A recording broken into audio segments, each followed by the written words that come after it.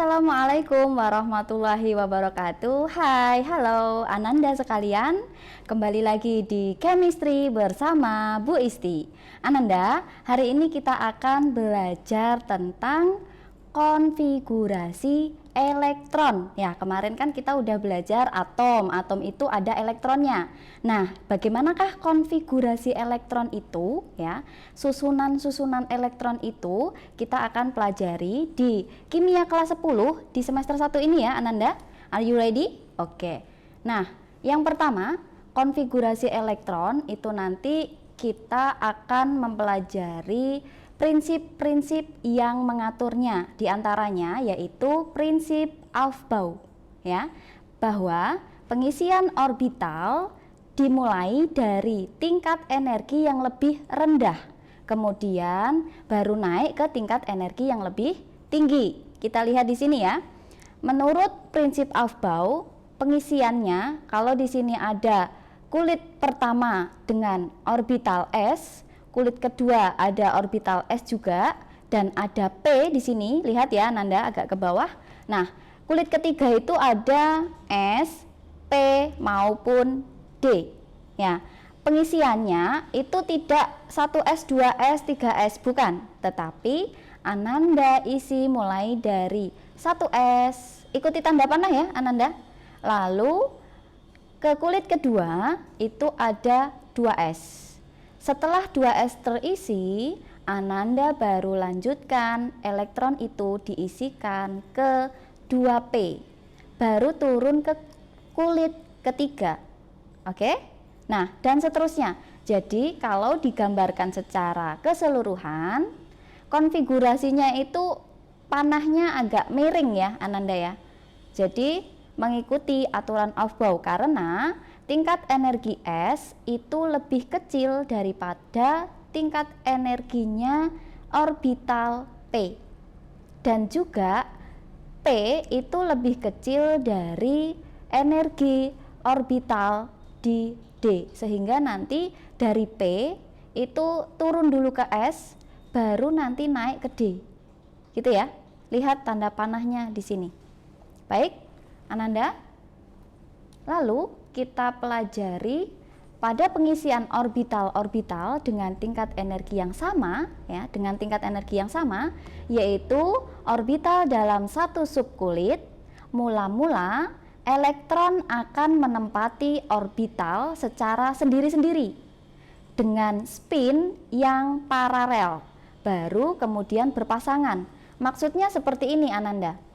Kalau ada atom B dengan nomor 5, sehingga kita konfigurasikan di mana kulit pertama ada S, kulit kedua ada S dan P, kita punya orbital S yang isinya maksimal 2, lalu ke kulit kedua S maksimal 2, dan di sini ada 2P yang isinya sisa 1 karena nomornya 5. Jadi Ananda sudah tuliskan konfigurasinya. Lalu untuk pengisian orbital, S mempunyai satu orbital, artinya punya satu ruangan atau satu kamar gitu ya, Ananda ya. Dalam satu ruangan itu boleh diisi satu-satu dulu, sendiri-sendiri ya, dengan spin yang menghadap ke atas dulu ya, ke atas dulu semua. Satu, lalu ke P. Nah, setelah itu baru sisanya itu bisa menempati orbital dengan spin yang berbeda. Paralel itu artinya berbeda gitu ya. Dan di sini nanti berpasangan. Ada yang menghadap ke atas, ada yang menghadap ke bawah. Ini harus penuh dulu ya. Maksimal S ada 2 elektron. Yang P ini karena hanya sisa 1, meskipun dia punya 3 orbital, tetapi yang terisi hanya 1 karena sisanya hanya 1 elektron. Gitu ya. Lanjut. Beberapa catatan tentang konfigurasi elektron yang perlu Ananda pahami. Yang pertama di sini subkulit ditulis sesuai dengan urutan tingkat energinya. Caranya bisa gunakan saat menentukan bilangan kuantum. Nah, ini nanti kita bahas di selanjutnya ya tentang bilangan kuantum ya. Dan elektron terakhir. Nah, selanjutnya subkulit dari kulit yang sama dikumpulkan, kemudian diikuti subkulit dari kulit berikutnya. Biar lebih jelas, kita lihat cara menulis konfigurasi elektron. Ada contohnya skadium. Skadium itu dilambangkan Z, contoh ya, hanya permisalan Z21.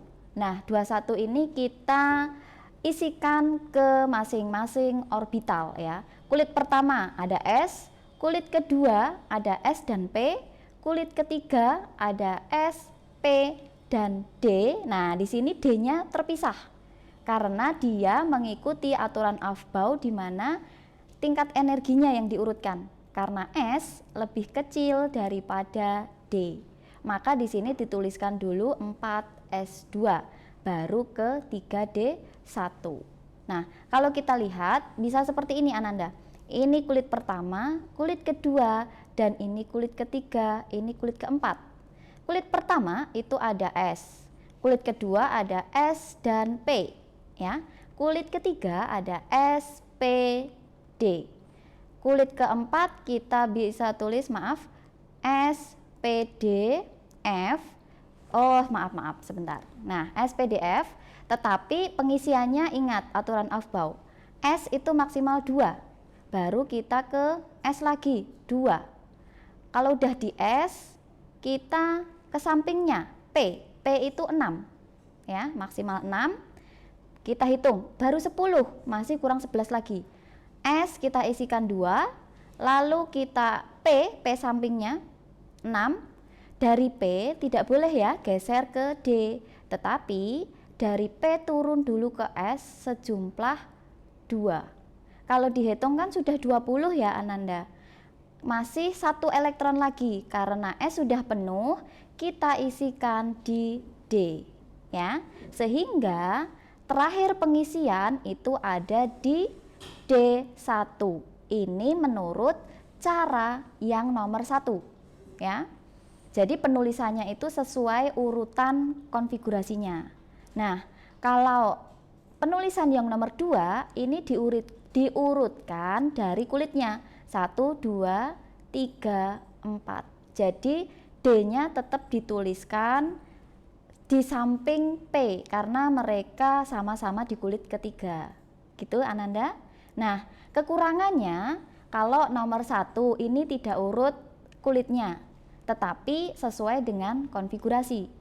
Kalau nomor 2 itu diurutkan kulit, tetapi di sini jumlah elektronnya justru belum penuh, sudah dituliskan di depan. Nah, penulisan ini Ananda bisa pilih karena ini bukan patokan yang saklek ya, sehingga Ananda boleh penulisan yang pertama maupun penulisan yang kedua.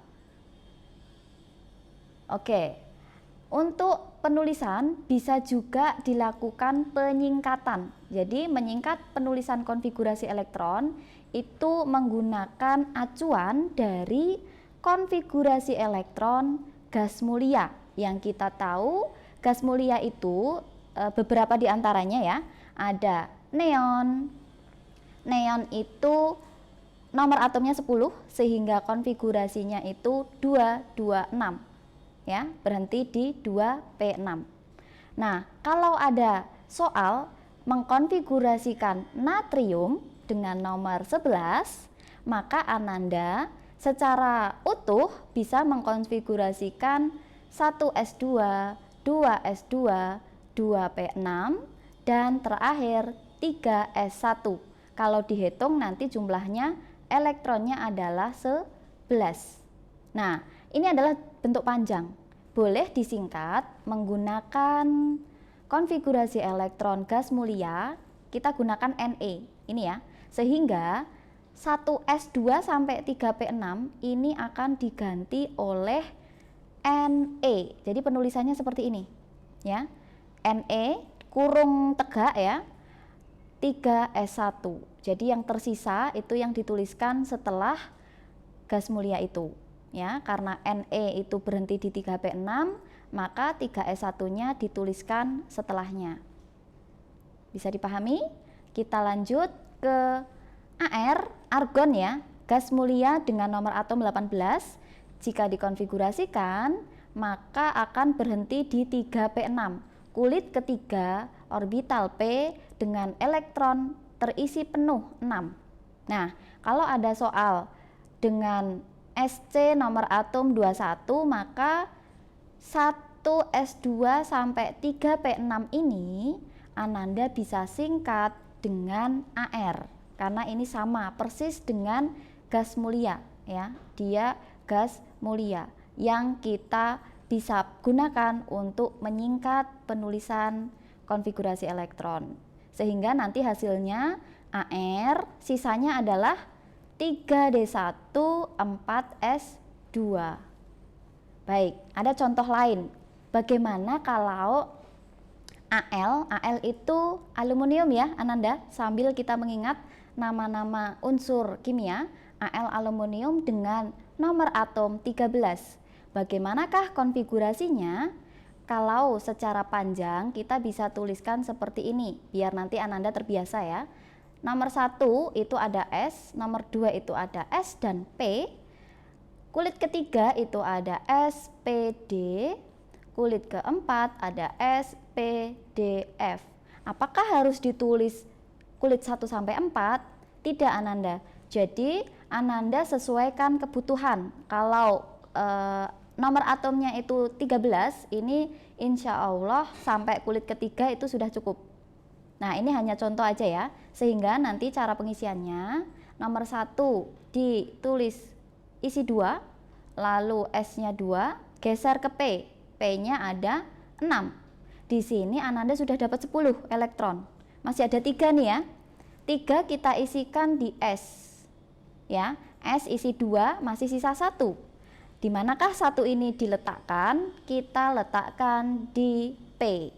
P diisi 1, sehingga kalau dibentuk panjang 1S2, 2S2, lalu 2P6, 3S2, dan 3P1. Dari bentuk panjang ini Ananda bisa cek ke konfigurasi elektron gas mulia. Ada 1S2 sampai 2P6 itu mirip dengan Ne atau sama dengan Ne. Maka kita bisa tuliskan Ne 3S2 3P1. Inilah konfigurasi elektron dari aluminium. Baik, kita lanjutkan terkait kestabilan subkulit D yang terisi penuh atau setengah penuh. Jadi ada beberapa pengecualian Ananda. Di sini ada contoh Cr, krom ya. Krom itu nomor atomnya 24. 24 itu kalau dikonfigurasikan secara normal yaitu Ar 3D4 4S2. Kalau memenuhi aturan setengah penuh ya, maka D yang awalnya hanya berisi 4 ini cenderung tidak stabil, sehingga dia memenuhi aturan setengah penuh, di mana S yang awalnya 2 ini dikasih atau diisikan ke D agar dia menjadi 5. Kenapa 5? Karena D itu kalau penuh adalah 10 elektron, setengahnya adalah 5 ya, sehingga dia memenuhi aturan setengah penuh, setengahnya ya, 5 S-nya 1. Nah, ada lagi pengecualian yang lain yaitu Cu atau tembaga dengan nomor atom 29. Konfigurasi elektron normalnya yaitu Ar 3D9. Jadi D-nya berisi 9 ya. Padahal penuh itu kan 10. S-nya ada 2. Dan keadaan seperti ini kembali lagi tidak stabil. Sehingga perlu menstabilkan diri ya, atom itu bisa menstabilkan diri dengan cara memenuhi aturan terisi penuh pada orbital D, sehingga S yang awalnya isi 2 diisikan ke D, D memenuhi aturan penuh dan S-nya adalah 4S1. Untuk konfigurasi ion, Ananda perlu pahami, di sini ada contoh Kalau Cl atau klorin itu nomor atomnya 17, maka konfigurasi elektronnya 3s2, 3p5.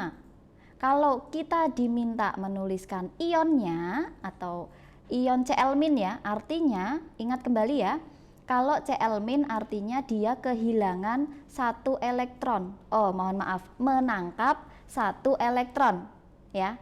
Dipahami ya, kalau minus artinya dia menerima satu elektron.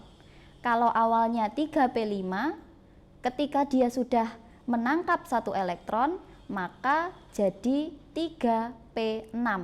Jumlah elektronnya menjadi 18. Yang awalnya normal 17, karena menangkap, maka dia menjadi 18. Nah, contoh yang lain. Fe, besi. Besi ini bisa berupa besi 2+, ion yang mempunyai muatan 2+, ataupun Fe3+. Artinya 2+ ini dia lepas 2 elektron. Kalau 3+ berarti melepaskan 3 elektron. Kita lihat konfigurasi atomnya. Atom itu kan masih normal ya, belum melepaskan atau menerima. Dia mempunyai konfigurasi elektron 3d6, 4s2.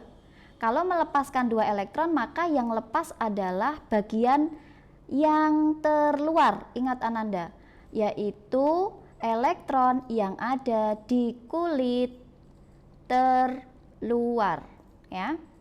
Setelah itu, kalau sudah melepaskan, maka konfigurasi elektronnya berubah menjadi seperti ini, elektronnya berkurang 2.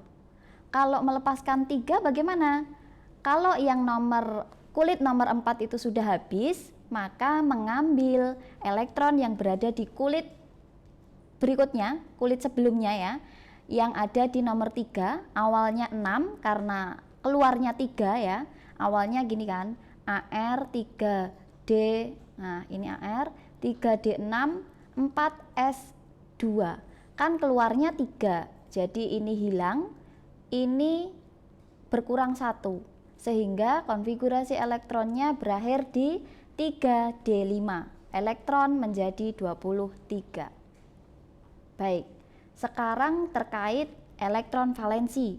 Elektron valensi itu adalah elektron yang dapat digunakan untuk pembentukan ikatan kimia ya, itu istilah panjangnya seperti itu. Singkatnya, elektron valensi itu adalah elektron yang berada di kulit terluar ya. Ada di kulit terluar, itulah elektron valensi. Nah, kulit valensi itu menunjukkan golongan dari atom itu ya. Ada golongan utama yang ditunjukkan dengan kulit atau orbital S dan P, jadi kulit kesekian, misalkan kulit kedua atau kulit ketiga. Kalau orbitalnya berhenti di S maupun P, artinya atom itu berada di golongan utama. Sedangkan kalau golongan transisi, nanti kulitnya itu akan dikurangi 1 ya, N-1, dan berhenti di orbital D maupun di orbital S. Perbedaannya di situ, golongan utama dan golongan transisi. Ada contoh, tentukan kulit valensi dan jumlah elektron valensi unsur-unsur berikut. Nah, ada Cl17 dan Fe26. Kita langsung lihat pembahasannya sambil saya jelaskan konfigurasinya ya. Kulit valensi kan kita tahu ada S dan P. Untuk Cl konfigurasinya berhenti di 3p5 sehingga bisa disingkat 3s2 3p5. Inilah elektron valensi ya. Elektron valensi itu yang berada di kulit terluar, karena kulit terluarnya nomor 3, maka elektron valensinya dijumlahkan. Oke, selanjutnya kalau jumlah elektronnya kan ada 7 gitu ya. Lalu yang besi dengan konfigurasi AR 3D6 4S2, kulit valensinya ada di 3D dan 4S. Ini kulitnya. Jumlah elektronnya berapa? Dijumlahkan aja, 6 plus 2. Inilah kulit valensi dan jumlah elektron dari besi. Nah, sekarang untuk latihan soal ya. Once number again. Untuk nomor 3216X dalam sistem periodik unsur itu terletak di golongan berapa? Nah, ini menentukan golongan ya Ananda. Jadi, untuk penentuan golongan kita bisa lihat dari kulitnya ada di mana dan elektron valensinya berapa. Langsung aja ya. Oke. Nomor atom adalah yang bawah sehingga kita konfigurasikan X dengan nomor 16. Langsung aja 1s2, 2s2. Di sini ada P6 ya, sudah 10 ya. Yang nomor 3 itu ada 2s2. P-nya berisi karena di sini sudah 10, 12 biar jadi 16, maka P-nya P4. Sehingga ini adalah kulit valensinya ada di sini. Ini kulit valensi. Maka elektron valensinya berapa? Elektron valensinya adalah 2 plus 4. 6 ya. Oke. Nah, karena kulit valensi berhenti di S dan P sehingga dia termasuk golongan utama. Oh ya, golongan utama itu disebut juga dengan golongan A. Gitu ya. Nah, terletak di golongan berapakah unsur itu? Karena kita udah tahu golongan A, maka kita bisa tuliskan bahwa unsur X itu terletak di golongan 6A. Dari mana dapat 6A? Dari elektron valensi. Jadi golongannya ada di nomor berapa? Itu Ananda bisa ambil dari nomor jumlah elektron valensi. Dituliskan juga dengan ini ya, angka Romawi 6A. Ini adalah golongan dari atom X. Kalau dilihat di sistem periodik unsur, maka Ananda akan temukan di golongan 6A. Oke, nah yang terakhir ya, ada tugas untuk Ananda. Silahkan dicermati. Suatu atom mempunyai konfigurasi elektron Ar3D5 4s2. Di manakah letak golongan unsur tersebut di tabel periodik? Caranya sama dengan yang barusan Ibu jelaskan, maka cobalah dan tentukan di manakah golongan unsur itu, dan kita akan bahas di pertemuan selanjutnya. Thank you. Wassalamualaikum warahmatullahi wabarakatuh.